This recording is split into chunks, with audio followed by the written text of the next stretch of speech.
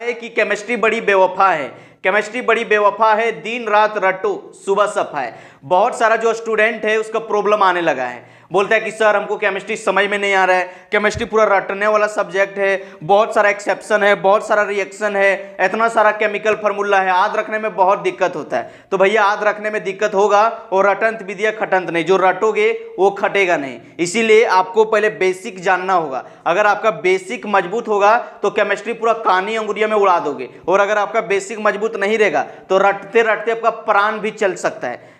इसीलिए आपको सबसे पहले जानना है, अगर आप केमिस्ट्री को पूरी तरह से समझना चाहते हो, पूरा टिप्स पर रखना चाहते हो, तो क्या करो समझो।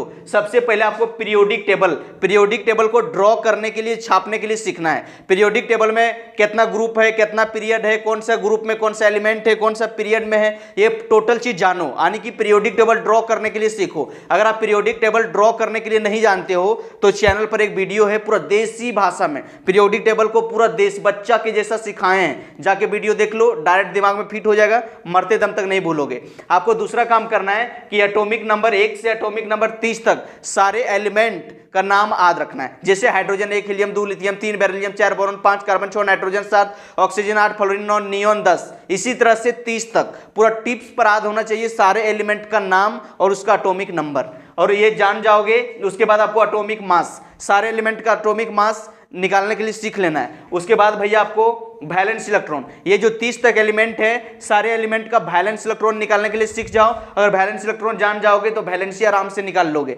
वैलेंस इलेक्ट्रॉन से वैलेंसी रिलेटेड है, टक टक निकालने के लिए स्टार्ट कर दोगे।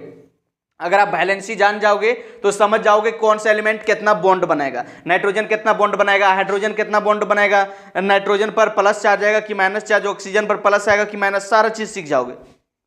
और अगला चीज है, जब वैलेंसी जान जाओगे तो आप बॉन्डिंग जान जाओगे। बॉन्डिंग, केमिकल बॉन्डिंग मतलब कौन सा एलिमेंट कितना बॉन्ड बनाएगा, नाइट्रोजन 1 बॉन्ड बनाएगा कि 3 बॉन्ड बनाएगा कि 5 बॉन्ड बनाएगा, सब जानने लगोगे।